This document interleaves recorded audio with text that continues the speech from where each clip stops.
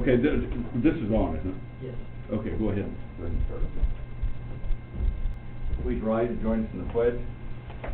I pledge allegiance to the flag of the United States of America and to the republic for which it stands, one nation, under God, indivisible, with liberty and justice for all. Please, would you stand up?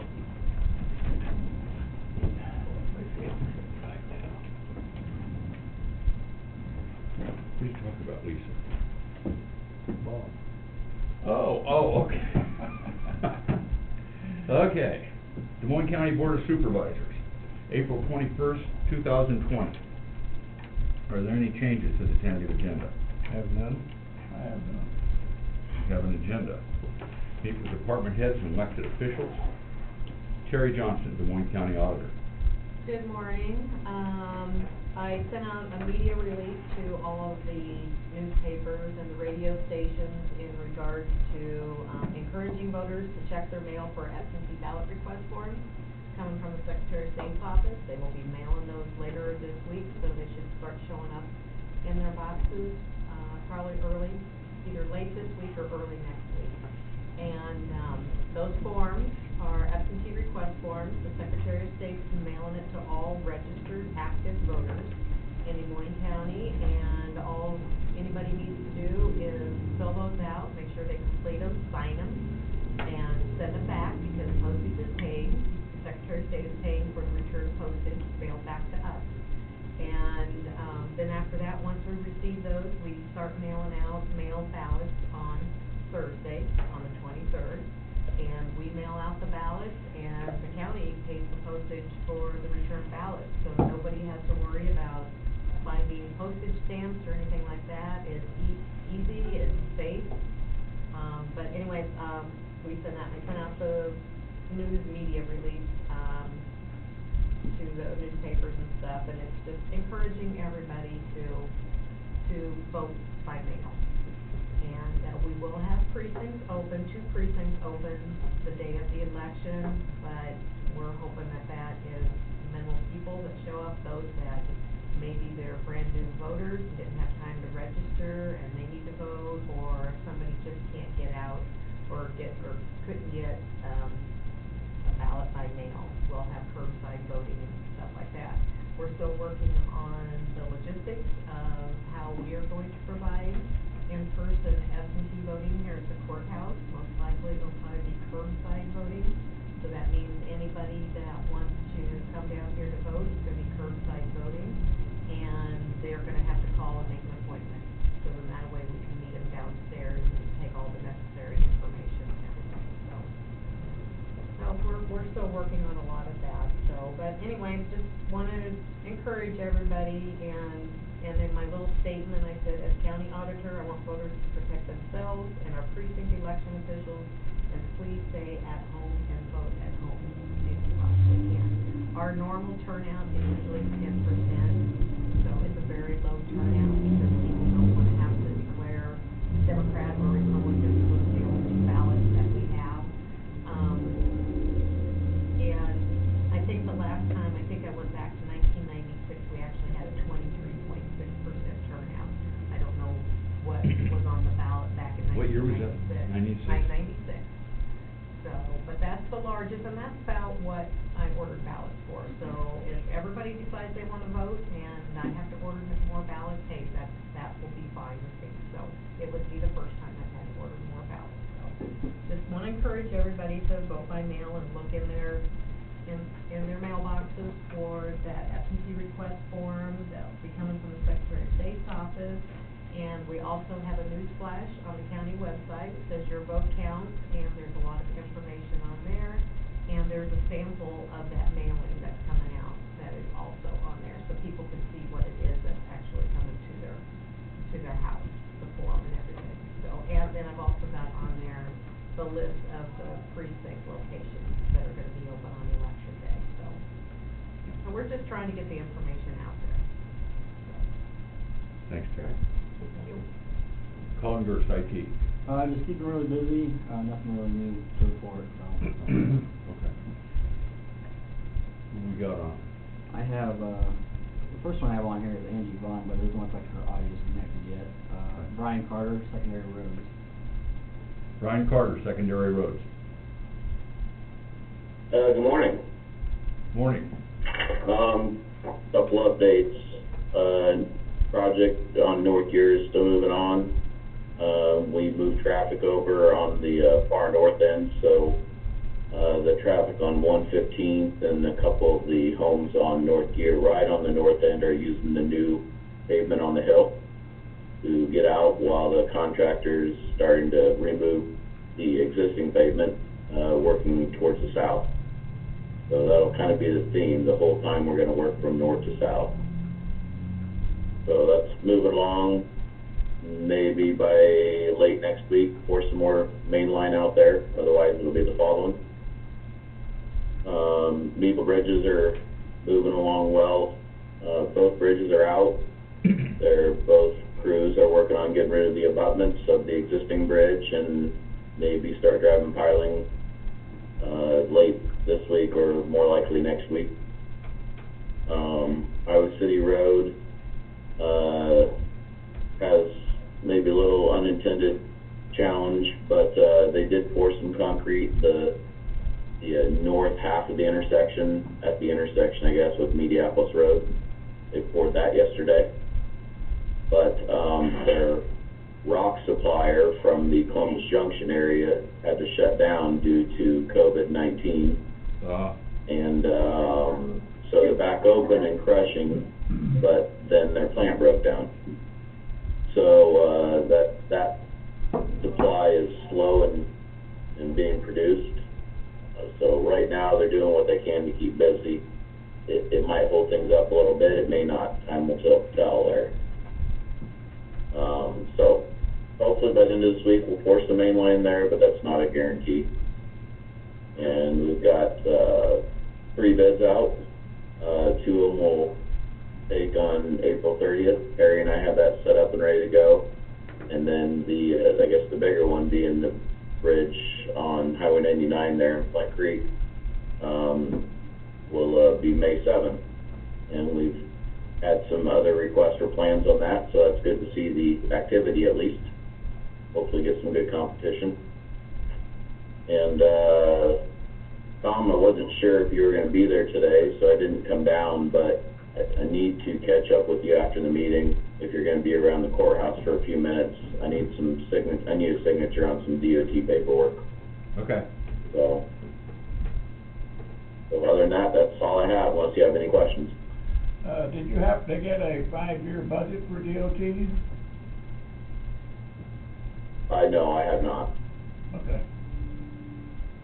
Sorry, I can't work on that. I did not get that at this point, but we'll get that, and I think they should have a draft out, so I'll just have Julie jump on and get that printed off and scan it in and send it to you with anything that applies to the 61 project. Well, that'd be great, or I could possibly go do it myself.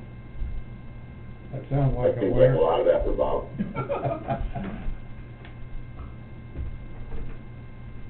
Thank you, Brian. Chris Thank Lee, you. Conservation. Chris Lee, Conservation. Good morning.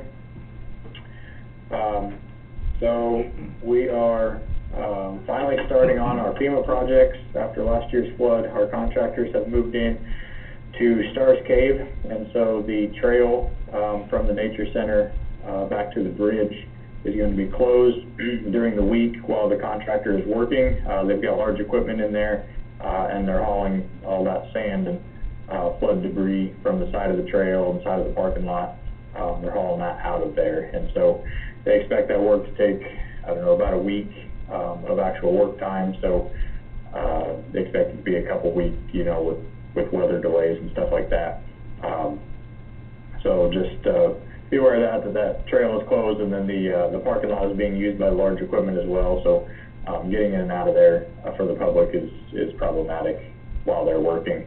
Contractors should also be starting, might even be there today, on a Welter campground, our Maple Loop campground, and on the segments of Flint River Trail that are off there by 155th. There are some segments of trail that blew out there. They'll be in there replacing the surfacing on those sites, rebuilding the road and camp hats at the campground down there at Maple Loop, at Walter Recreation Area. So, timing on that is actually, really great because, obviously the campgrounds are closed down, so really good time to be in there working.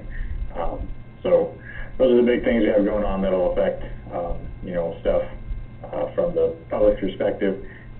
Still seeing just massive amounts of people, out on our trails, in our parks, you know, out fishing on the lake and, things like that. And, you know, because our areas are fairly large and they can keep their distance from each other.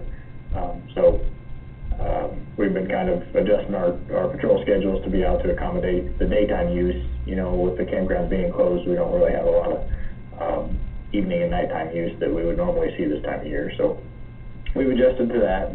Everybody's been pretty good. We're happy to provide the places that they want to get out and break the cabin fever from all this isolation and everything. So that's about it. Thanks, Chris. Doug Irvine, the Moines County Jail. Doug Irvine. Good morning. Jail Administrator. Good morning, Doug. Yeah, good morning. Everything's doing good at the jail. Our population is down to 54, and I'd like to, that's mainly due to our court system that's working really well with us, as well as Lisa Schaefer and her department, been very good to work with and helping us out on getting some different policies in place. I also would like to thank our maintenance department, specifically Jack Brissy, been a big help in getting our video visitation up and going. That will help in alleviating people coming out to the jail to visit inmates are going to be able to do that remotely from their cells. So that'll be a big help. I'm glad we got that up and going. Other than that, we've been staying busy and everything's going well. Good. Good.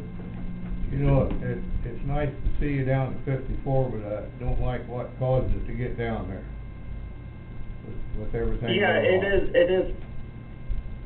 It is nice. We do still have 5 out of county. That's just due to spacing issues. We have not had any problem getting people in or out of prison, so that helps out too. I was a little worried about them stopping intakes into prisons, but we've had good luck with that. Good. Good. Good. I was wondering about that. Thank you, Doug. Yeah, thank you. Gina Harden, Emergency Management. Gina Harden, Emergency Management. Good morning. The only thing I have for you that's non-COVID related is if you're watching the Mississippi River, it is going down. We are below major flood stage, I believe. Let me double check here real quick. Yes, we are below major. We're in moderate flood stage and going down quickly. So hopefully we'll be out of flood stage by maybe the 1st of May. Keeping our fingers crossed. May of Christmas. So. Good morning. Hi, Krista. Public health is just keeping busy. We do have 14 confirmed cases in the county, so we just continue to do our follow-up on our investigations. I don't really have anything new to report. Okay. The state says we have 3 recovered, but it's actually 1 recovered and 2 almost recovered. Yes, I mean, and we probably could be very close to that 3 recovered at this point in time. It depends on where they're at in the investigation phase. Anyone that we've had that's positive has to be 7 days without, since the onset of symptoms, and then it's 72 hours beyond that. So I'll have to double check with the nurses that are working with those cases, but yes, the last I had checked, we'd only had the 1 and a couple that was very close, but I haven't talked to them this morning. Okay. How do they declare them healed? You have to, 70, it has to be a week from the onset of symptoms and an additional 3 days. Is that correct, Krista? It is, so it's 7 days from the onset of symptoms, so the minimal that you have to be self-isolated is 7 days. But then beyond that, it's 72 hours without symptoms. So if you start this on a Monday, the next Monday, hypothetically, you could be done. However, on Sunday, if you're still coughing or have a fever, that'll add 72 more hours. So it'll keep going 72 hours until you're symptoms free. So it's 7 days plus 72 hours without symptoms. Are you still contagious? Yes, and so that's why they're asking. Anytime you're symptomatic, they're considering you to be potentially contagious. But after the 72 hours without symptoms, then you're not? Yes, and essentially, yes. I mean, they're not advocating, the state is not advocating for any retesting, or that's not their recommendation. Now, some places, some employers are requesting that, but that's not a recommendation that the state has made. Essentially, as long as you met that criteria, then you're able to leave isolation. Okay. Thanks, Chris. Oh, thanks, Krista. Thank you. Ken Hyman, Central Point of Coordination. Ken Hyman, Community Services. Good morning. We've had 4 contract meetings by Zoom for the Seal region. We have a contract meeting at 10 o'clock today also, and we have 4 more scheduled for next week.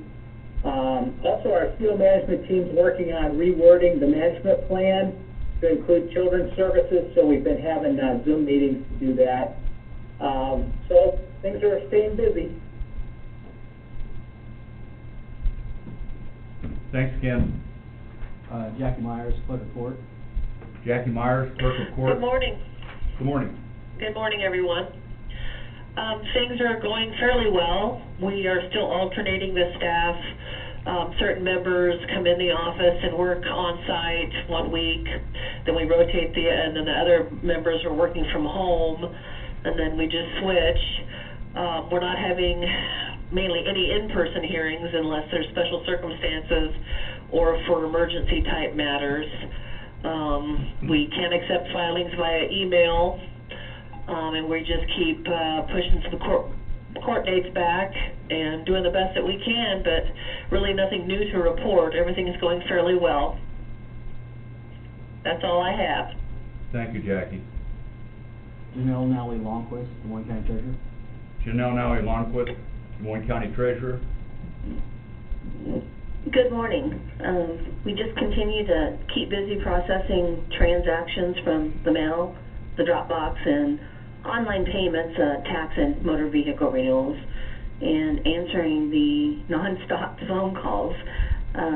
Just a reminder, though, again, I'll reiterate that property tax payments may continue to be paid now through April 30th without interest through the governor's proclamation.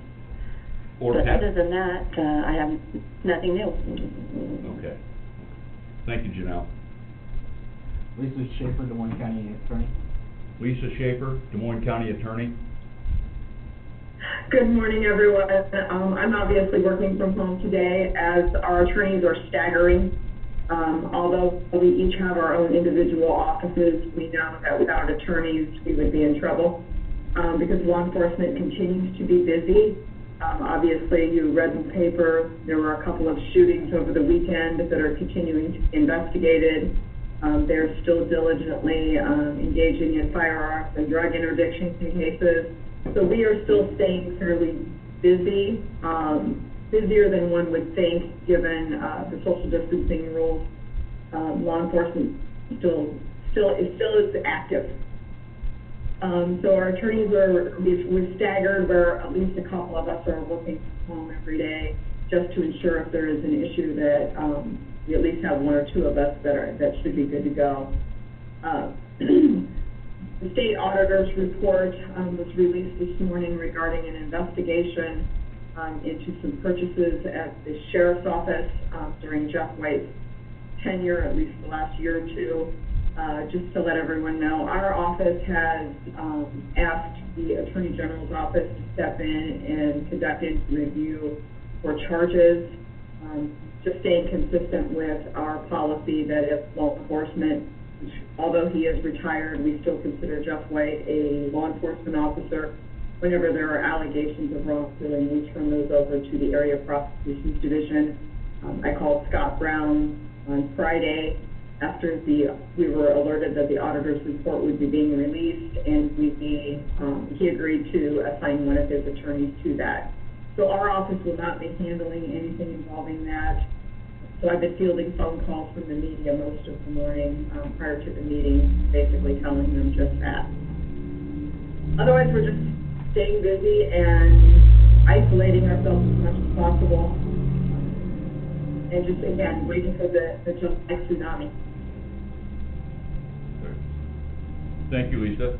Maybe you should send out a press release to the criminal element in Des Moines County and tell them that they're supposed to be staying at home.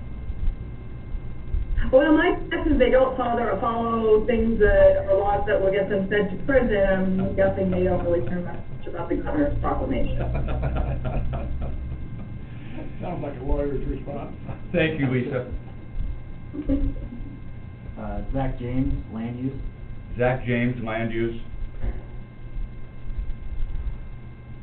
Looks like. John, this is Jared. Morning, Jared. Can you hear me? We can. Hey, yeah, I wanted to test my audio here because I'm working from home, working on my computer, so I just want to make sure that works. I think Zach may have had a meeting earlier. So in terms of land use, we have had a few inquiries over the past week. It's been kind of a challenge logistically to get everything processed when something does come in.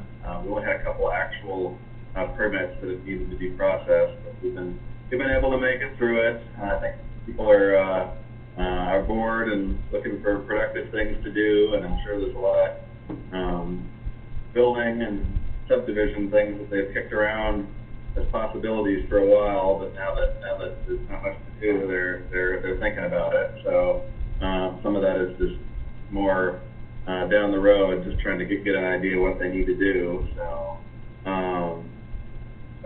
apart from that, nothing really significant to report. We could have an item on the agenda later. Thank you, Jared. I don't see anyone else from the Sheriff's Department on here, but Judy Stuker is on here. I don't know if they have anything to report for the Sheriff's Office or not. So. Judy, is there anything from the Sheriff's Office?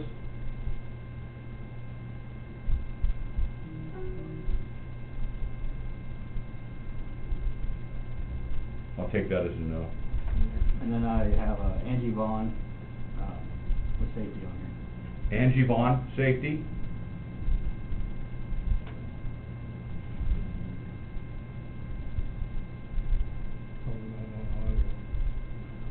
Angie, can you hear us?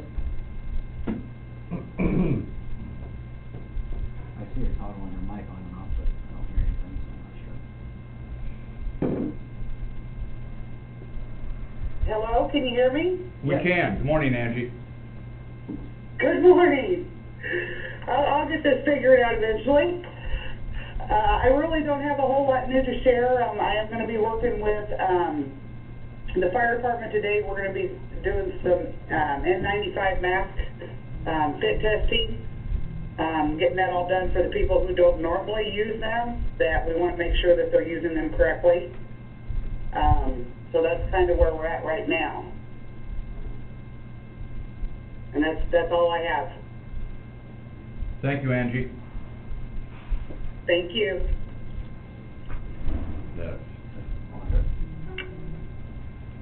If we've got the COVID-19 update. Gina, Krista, do you guys have anything you want to address for that?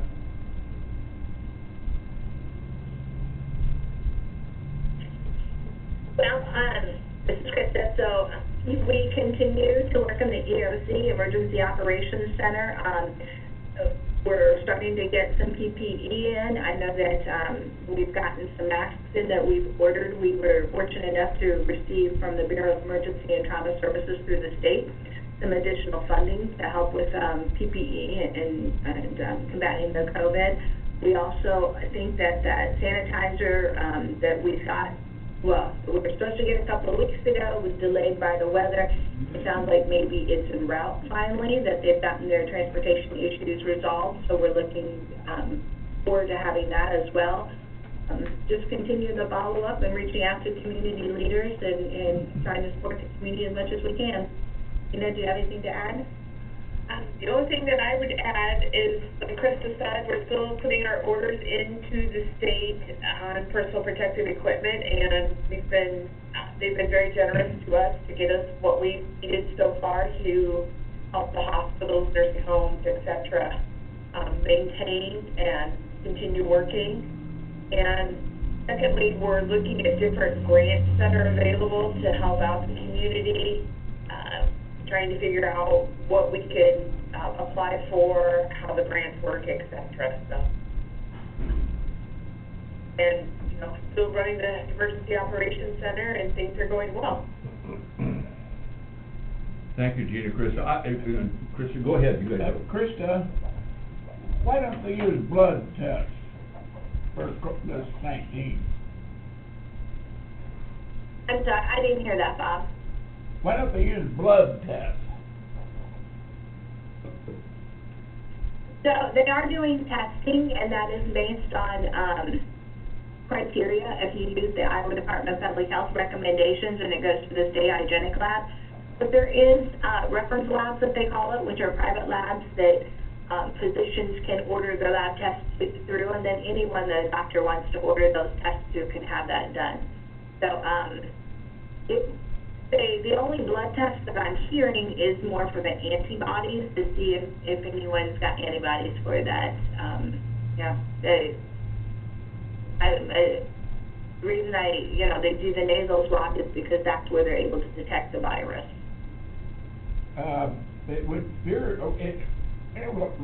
Raising livestock, we use blood and saliva, but the blood goes back. I mean, you can tell everything. The blood, it seems like. I guess I don't know, if there is down the road the option to use a blood test for this. I mean, currently, like I said, the only thing they're finding with the blood test is the antibodies. That is my understanding anyway. Okay, thank you. You're welcome.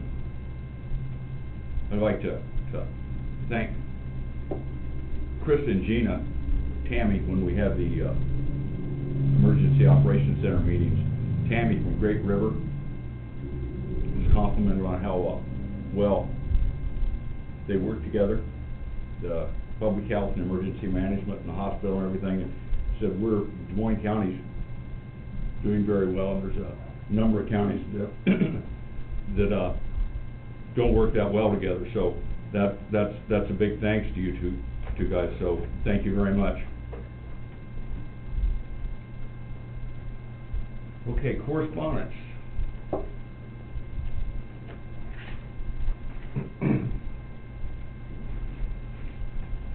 Okay, we got the Southeast Iowa Riverboat discretionary income distribution, and that's gone down a little bit. It'll probably go down in the future. This was the March distribution. We usually get $2,000 a month. We got $1,141.04.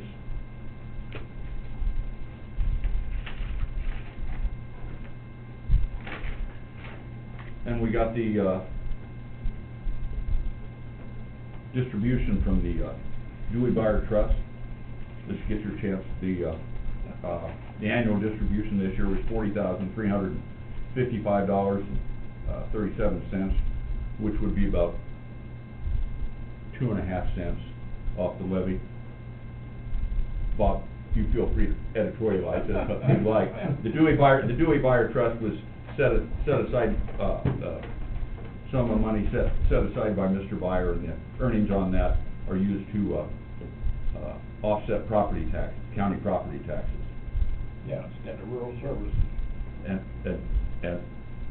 Bob contends, I have no dogs in the fight, that that was intended to offset rural taxes. It is what it is. Anyway, so, I wasn't here, Terry.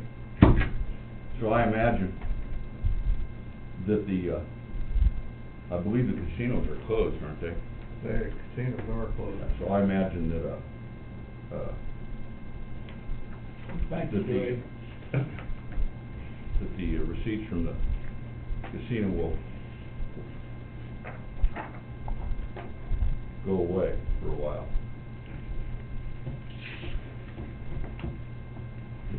Did either of you gentlemen have any correspondence? No. I had a gentleman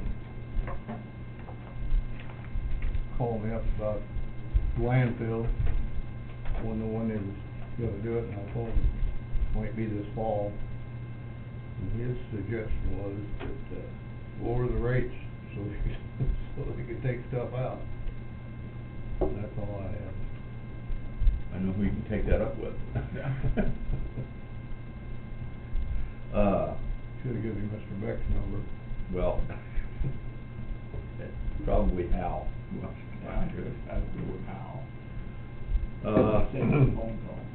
We have accounts payable claims in the amount of $1,058,208.22. Move to approve. Second. Terry? Bob Beck? Yes. Jim Carrey? Yes. Tom Broker? Yes.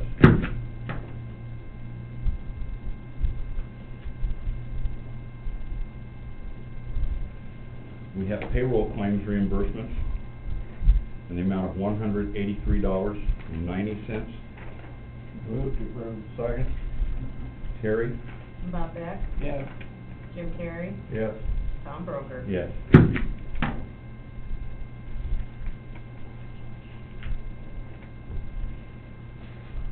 We have a resolution and final plat for the second edition to the T minor subdivision. Jared, do you want to address that? Yep, I can do that. So this is a one-lot minor subdivision in Benton Township, south end, on 155th Street, which is a dead-end county road running east-west to the west of Irish Ridge. So as you can tell by the name, this is the third of several subdivisions that have occurred in this area. So it started out as a 40-acre property owned by the T family. It had a couple of homes on it, and they did a one-lot subdivision in 2001 to split off a 1.4-acre lot for building a house on 155th Street. However, as it turned out, a few years later when they actually built the house, it ended up going on a different spot, which was on that same now 38-acre property that the other two houses were located on. And then in 2010, a few years later, the first edition was actually the largest of three subdivisions, where they took that 38-acre piece and split it into four parts. So each of the three existing houses got its own lot, and then there was a fourth lot potentially to be developed in the future. And those were all anywhere between 4 and 12 acres. So right now, we're looking at one of those three lots, the one that contains the home that was built in 2002, owned by Dusty and Vicky T. So that one is about 10 acres, and their son is looking to build a house specifically in the area just to the west of the existing house. So that's what this subdivision is intended for, to split off a 1.3-acre piece from that 10-acre lot. It would front on 155th Street, and it would be about 1.3 acres. In terms of our review process, not really much in terms of comment. It sounds like with regards to septic, they've already been working with the health department on getting that arranged. They've also spoken with the secondary roads. It sounds like they haven't actually gotten a permit for access off of the road yet, but they have had an initial review with the department, and that should be going through shortly. Just as a precaution, since it hasn't been included yet, I feel it's appropriate to include a condition on the resolution that the permit would need to, for road access off of 155th would need to be obtained prior to installation of the driveway. Apart from that, I think it's pretty straightforward, so we would recommend approval of this subdivision with that one added condition. Move to approve. Second. Thank you, Jared. Terry? Jim Terry, Yes. Bob Beck, Yes. Tom Broker. Yes. We have a report from Veterans Affairs for March 2020. This report will be on file and available for review at the auditor's office. I was trying to make a comment that the Veterans Affairs is still looking for a member for their commission. They're one short, so if anybody is interested in serving on the Veterans Affairs Board, please let us know. That was a good time to do that. There's probably millions watching this on YouTube. Yeah, we hope. We have minutes for the regular meeting of April 14th. Move to approve. Second. Terry? Jim Terry, Yes. Bob Beck, Yes. Tom Broker. Yes.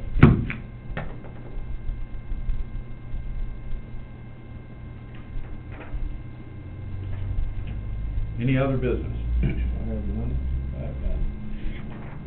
Committee reports. I have none. Have none. I attended by Zoom the governance board meeting for the Southeast Iowa Regional Mental Health and Disability Services. Approved claims and discussed some problems COVID-19 has created for the region. Pretty much the same from county to county. And I've been attending the by Zoom the Emergency Operations Center meeting, and they get along. Moines County seems to be doing fine. They update on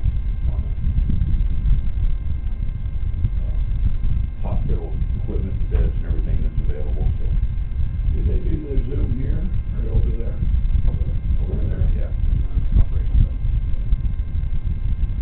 That's all I have. Public input. If anybody from the public would like to address the board, there is a email address or a phone number at the top of the agenda. So we will wait 2 minutes, give someone an opportunity to call in or email the board.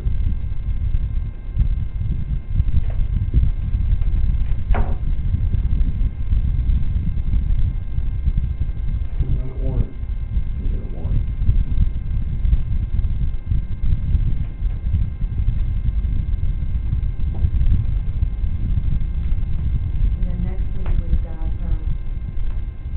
a public hearing. A public hearing for the budget amendment, and then a public hearing for the sale of mineral rights to U.S. So, I'll have lots of public hearings.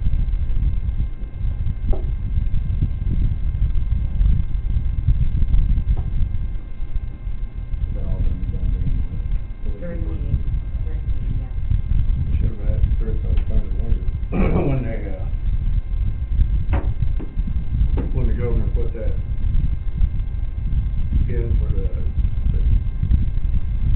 campgrounds, you know, if he had to run anybody out, because of that. Yeah, I think he did the first night, didn't he? He had to go invite him to leave. Yeah, that'd be kind of, Yeah, I don't understand that, quite frankly. They're probably families that live together anyway. Yeah. And they're outside.